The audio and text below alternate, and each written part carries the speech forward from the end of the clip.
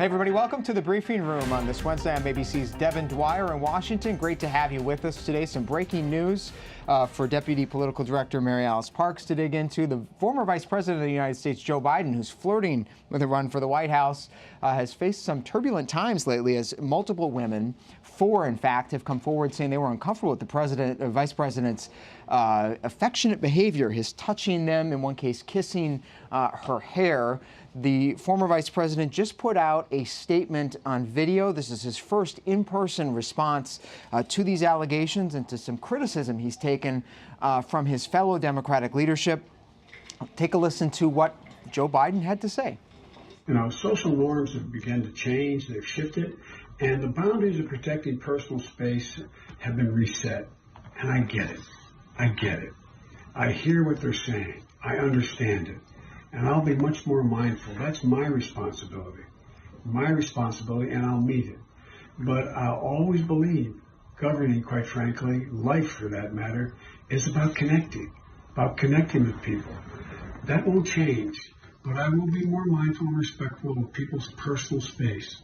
And that's a good thing. That's a good thing. I've worked my whole life to empower women. I've worked my whole life to prevent abuse. I've written, and so the idea that I can't adjust to the fact that personal space is important, more important than it's ever been, is just not thinkable. I will. So pretty remarkable to see a high-profile politician tacitly acknowledge that their behavior was inappropriate, as he did in this case, and say he's going to change. That's no small thing, but there wasn't an apology in there. I think it's a really interesting statement because there's no explicit apology, but a huge acknowledgement. He doesn't deny this behavior. He hasn't since the beginning, but he has said he understands that it makes some women uncomfortable.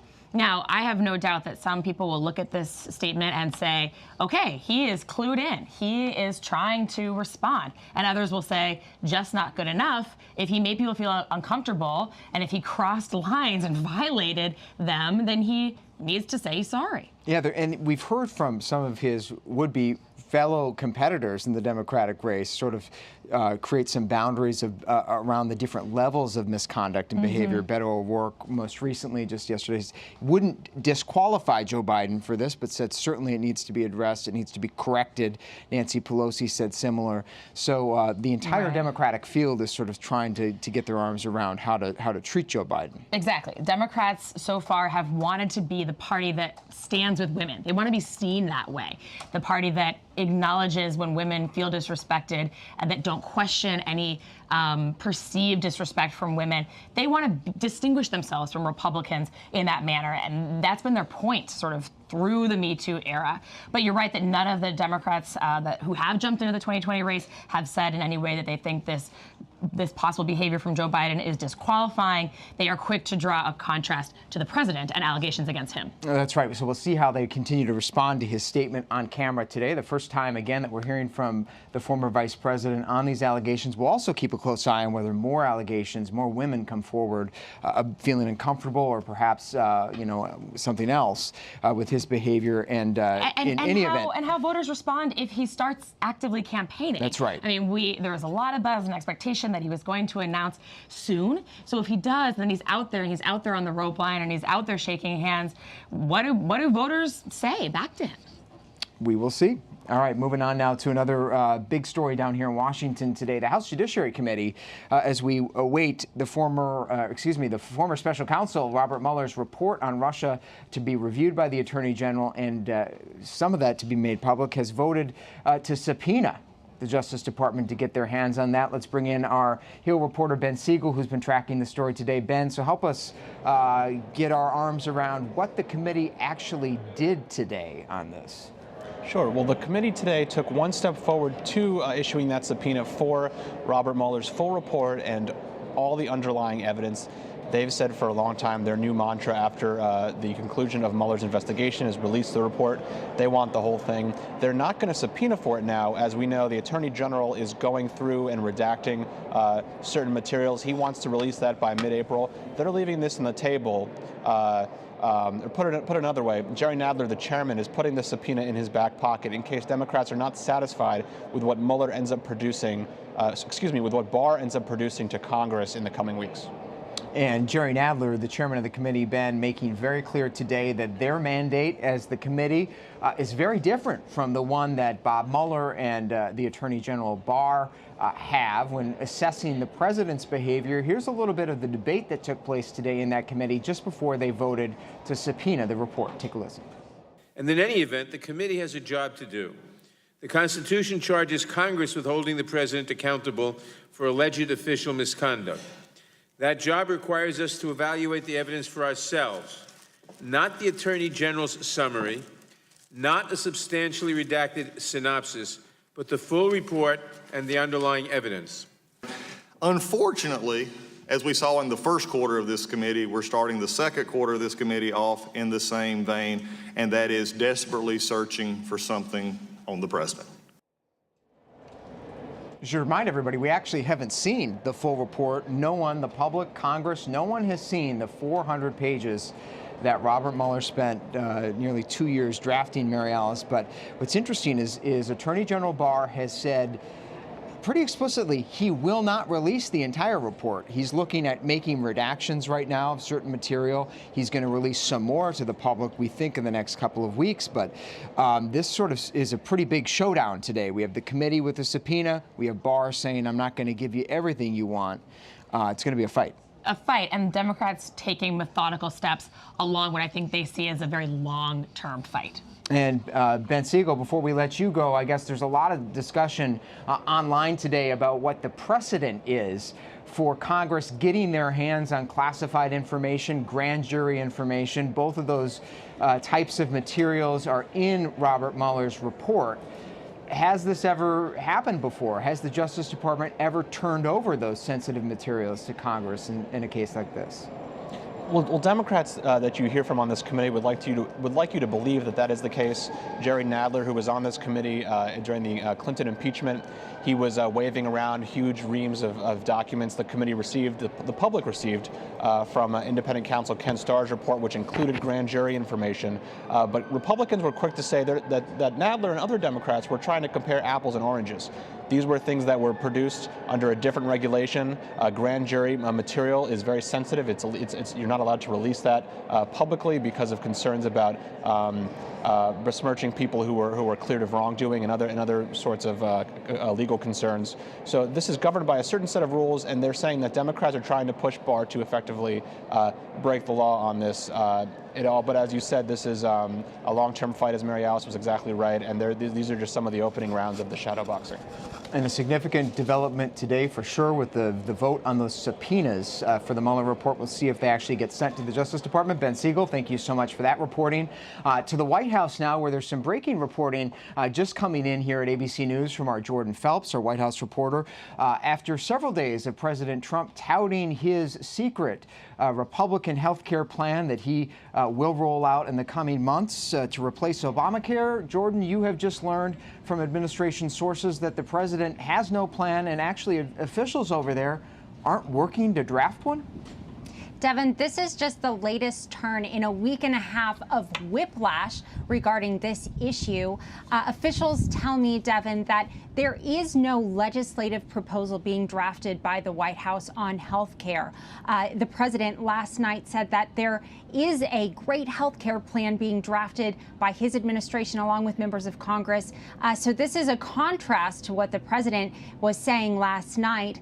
What officials tell me they are doing is they are drafting out a series of high-level principles that the president would like to see implemented on health care. But Devin, that's obviously a far cry from a legislative proposal, which they would really need to have in hand if they're going to carry through on the president's vision of voting on this first thing in a new session, assuming that the president takes back the White House, Republicans keep the Senate, and they take back the House. So there are a lot of ifs in there, Devin. That is a lot of ifs. And, you know, the big irony in all of this as well, Mary Alice, is that they had a legislative proposal on the table. The president endorsed it back in 2017. It was called the American Health Care Act. This was the Republican health care plan we heard so much about, the one that the president blames John McCain for voting down with the thumbs down.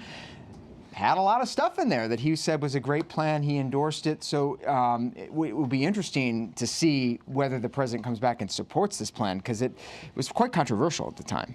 Yeah, and it failed. You know, it's interesting that it's not just the Republicans in the White House and the administration that aren't drafting a new plan. We've seen very little movement on Capitol Hill with Republicans in terms of any repeal, replace legislation. Yesterday, we had Mitch McConnell and President Trump basically trying to compete with and argue about who was first to say they weren't going to work on health care. And that's just a really stark contrast from Democrats. It's not as though Democrats agree in any way about the best way forward for health care, but they are having a pretty serious debate on the issue. And we do know, though, that his Republican base is very eager to see any action of any kind. In fact, in a recent poll, USA Today, they said most Republicans actually favor and support getting rid of Obamacare before a replacement plan. They don't really care. Of course, much of the rest of the electorate doesn't share that view. There's a lot of concern out there. So, Jordan Phelps, I guess the big question is, as the president heads out west later this week, he's going to do some campaigning. Why is he picking this fight on health care right now? What are you learning on that front? Devin, the president's been pretty clear on this point. He feels like Republicans totally lost on this issue. And he's right there. They did lose in 2018, which is why you see the rest of the president's party not wanting to touch this issue. But the president takes big political gambles. We know that about him. And in this case, he's saying he thinks it's worth taking a risk to go back into this issue and try to rebrand it and own it in a positive way, rather than letting Democrats run away with it in 2020. But Devin, the president is really force-feeding his own party here. They do not want to touch this. All right, Jordan Phelps for us at the White House. Thanks for your reporting, breaking reporting just in from Jordan Phelps. More of that on abcnews.com. Now to a different topic that is taking center stage up on Capitol Hill today. I don't know about you, Mary Alice, but my phone seems to be ringing constantly during the day, and they are not calls that I want. This is part of that robocall epidemic. It's hitting so many of us. In fact, the numbers don't lie. Take a look by one nonprofit organization, YouMail. We have now hit an epidemic level of robocalls in this country, 48 billion last year alone. That translates to 1,500 robocalls per second. 56% more over the year before. Congress today, the Senate Commerce Committee taking this on. New piece of legislation that passed that committee unanimously, 26-0. Senator Ed Markey of Massachusetts is sponsoring the bill. Here's a little bit about what he said he wants to do. Take a listen. Our goal is to provide authentication so that consumers know who's calling them. Our goal is to make sure that when a call comes into someone's phone, that they know who it is, that there hasn't been a fraudulent manipulation of the number that makes it look like it's someone that the person knows when they don't know them at all. That's the key to this bill, in addition to much tougher penalties which the federal government can impose upon these fraudsters, upon these scammers, upon these tricksters who have insinuated themselves into the lives of every single American. It would be the most significant piece of robocall legislation in history. It's called the Telephone Robocall Abuse Deterrence Act. It's a mouthful, but there you see some of the steps that it would take if it's enacted. It would step up the ability of the FCC to levy $10,000 fines per call, also tighten up some of the statutes of limitations, among other things, though. But Mary Alice, you know, like just about everything else in this town, it's going to take a long time for anything like that to pass through this Congress, get signed by the president. Yeah, but I was just thinking, unlike so many things in this town, wouldn't this be pretty bipartisan? You would think, but how has it gotten this bad? I don't know, because clearly everyone thinks that they're annoying. And that is one interesting issue where there is often overlap between even really liberal Democrats and conservative Republicans, those issues of privacy and civil liberties. So maybe this kind of bill has a shot. All right, there is hope. Maybe the Senate will take a vote this year, maybe the House after that. Meantime, a growing number of Americans are fighting back. They're taking robocalls into their own hands. They are challenging them, screaming at the person on the phone, buying an app. I don't know. I'm a little bit nicer. I just hit the hang up button. But two guys joining us now from Los Angeles have become YouTube sensations for their efforts to fight back. Independent filmmakers Ashton Bingham and Art Kulik. sort of YouTube social media stars for your valiant efforts. Great to have you guys. You're the heads of Trilogy Media and a very popular channel on YouTube, inspiring frustrated victims everywhere. Tell us a little bit about your channel, what you've been doing, and why you got started with it. Well, thank you so much. Thank you for having us. Thanks for having us. Yeah, we run Trilogy Media. It's primarily a YouTube channel online where our mission is to seek out these fraudsters, seek out these scammers, which are both domestic and international all over the world, that are calling all over the world, but primarily Americans, pretending to be the IRS, pretending to be tech support, but they're really not. And it's fake social security, it's like so many scams nowadays. And you're absolutely right that it's an epidemic. The calls are increasing by the millions, and it's our job to connect with them on the phone, waste their time so they can't scam other people, and also let the scam play out on the phone so other people know how it works and therefore hopefully won't become victim. And the videos, I got to say, are pretty fun. It's sort of satisfying watching you guys take it to these guys. In fact, in this video we're seeing a little footage of here, you were quoting some famous lines from the movie. I mean, who are the people on the other end? What have you been able to figure out through this project about who the people are, who the groups are behind these calls? What do you know about them? Well, there are thousands of them, and from what we know, thousands of call centers. We've been doing this for, gosh, probably close to 2 years now. We've talked to, I don't know how many hundreds of scammers in that period of time. Every single time it's a different one with a different pretend name, with a different pretend phone number. And but they're overseas. I mean, I would say 99%, if not more, that we talk to are overseas and Which pretending countries? to be India primarily. But They claiming as they Pakistani, but they not. They actually calling from India, from illegal call centers. You'll find the IRS is primarily in India. You'll get the Nigerian like old scams as well too. But I mean, it's really all over the world. But there's definitely a huge epidemic of it over there, and they're targeting us for sure. Yeah, who are the biggest targets that they prey upon in the United States? Unfortunately, the biggest target is elderly people because it's so easy to scare them, scam them. They're so gullible, right? They're so naive. And that's why the age range of people getting scammed, unfortunately, it's elderly people. And the scams are developing and becoming more and more technologically advanced. So those that maybe are a little older and aren't as familiar with social media trends are so easy to fall victim to something. And what do you guys make of the bill that sailed through the Senate Commerce Committee today? You saw some of the provisions there. They want to tighten the fines, expand the statute of limitations, give the FCC some more power. There was some talk about that authentication measure. They want to require telephone companies to reveal the location of the caller. Do you think any of that will make a difference? I support the intent, of course. I mean, anything we can do to diminish the frequency of this happening. Unfortunately, like I said, the vast majority of scammers we talk to are from overseas, and they're using some kind of VoIP phone number spoofing app that the phone number comes in. It looks like it's local, or it looks like it's at least a domestic phone number when it's not. And with this click of a button, the number no longer exists. So enforcing that's going to be a tricky, tall order. But hey, if anything we can do to diminish it is something we support. And you plus, guys, yeah. Go ahead, Art. No, and plus, we saved one scammer. We actually moved him from that dirty organization. He's an Indian, right? So we moved him to a safer place, and he told us that his boss, who run all these illegal call centers, he sent his own people to United States of America, paying them so they can find a job to work for like closer to cell phone companies, collect information about us, all the data, and send back to India. And then he will take that information and apply to calling centers. So it's a lot of people involved to scam us Americans. It's unbelievable. Yeah, it is incredible, and it's really annoying to so many people. And before we let you go, I mean, what's your biggest piece of advice to all of us who get these calls? What do you recommend, stopping short of filming the counterattack as you guys do? What can all of us do to better defend ourselves?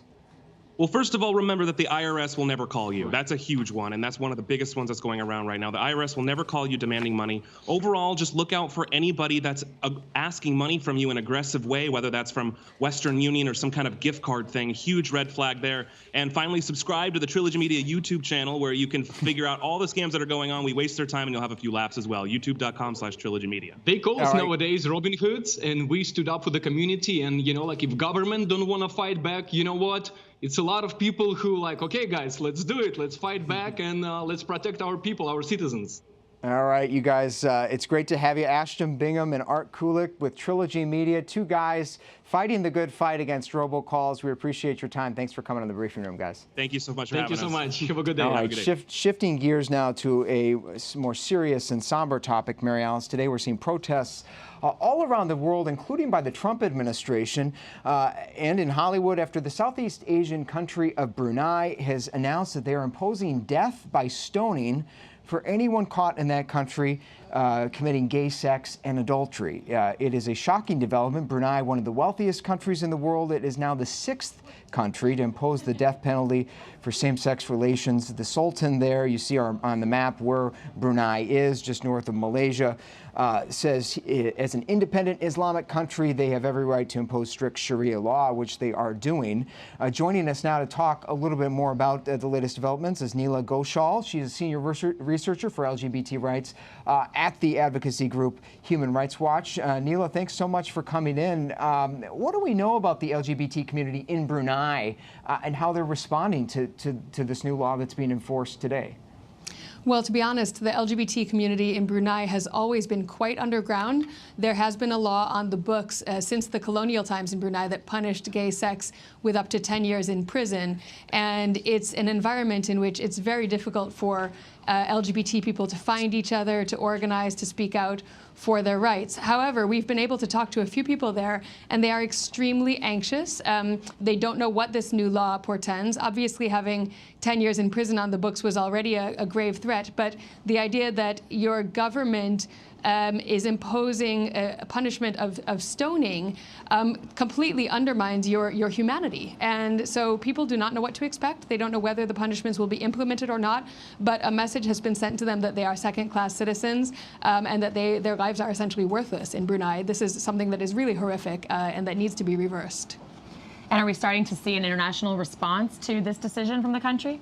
We are seeing some international response. The State Department in the U.S. has condemned this law. It's also been condemned by the European Union and by several other countries. What we haven't seen so far, unfortunately, is much of a response from other Asian countries, from other Muslim countries, and yet we know that Brunei is an extreme outlier. Other countries in Asia, other countries that have Muslim majorities don't have such harsh laws on the books for the most part, and so we really need a wider global outcry, making it clear to the government of Brunei that this is completely out of step, that this cannot be tolerated in 2019.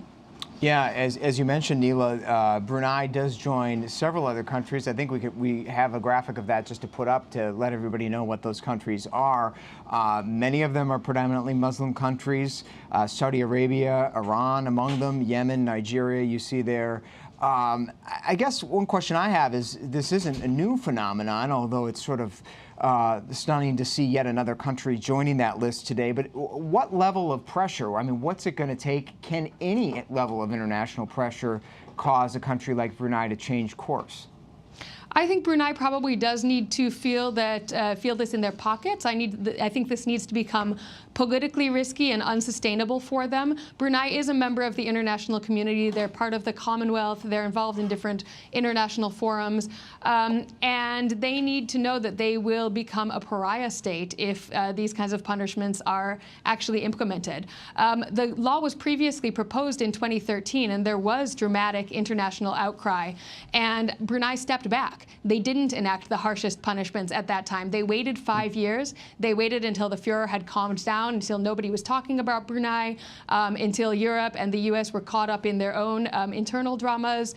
And I think perhaps they thought that they could pass this law quietly and get away with it. And I think it's the responsibility of the international community to stand up again and say, no, you won't get away with it. This is unacceptable. And the Trump administration saying just that today, among another of other global protests. Neela Ghoshal with the Human Rights Watch organization. Thanks so much for coming in, Neela. Thank you for having me. And finally today, and on a lighter note, a happier note, in the city of Chicago, they made some history overnight, Mary Alice. We talked about this yesterday here in the briefing room. The largest American city to elect an African-American woman as mayor, and also the first openly gay mayor of Chicago. Yeah, the city is really turning a leaf. I mean, we're talking about a city that's had a long history of kind of entrenched Democratic politics, and she ran as an outsider, never elected to office before, and that was shocking to a lot of people that she rose through the ranks so quickly. She defeated 13 other Democrats in the race there and came out on top. And new day for Chicago. A political outsider. She is Lori Lightfoot, former prosecutor. She replaces Rahm Emanuel, and she had this to say before her crowd of supporters last night. These and other reforms will transform the lives of people who look like us, transform the lives of working families like the one that I grew up in. Today is April 3rd, a new day for all of Chicago. A new day in Chicago, indeed. Lori Lightfoot elected as the new mayor and first African-American woman mayor of that city. That's all we have today here in the briefing room. Thanks for joining us here on ABC News Live. You can catch us every day here, 3:30 Eastern Time, for the latest in all the political headlines of the day. Great to have our Deputy Political Director, Mary Alice Parks, here. I'm Devin Dwyer in Washington. Hope to see you tomorrow.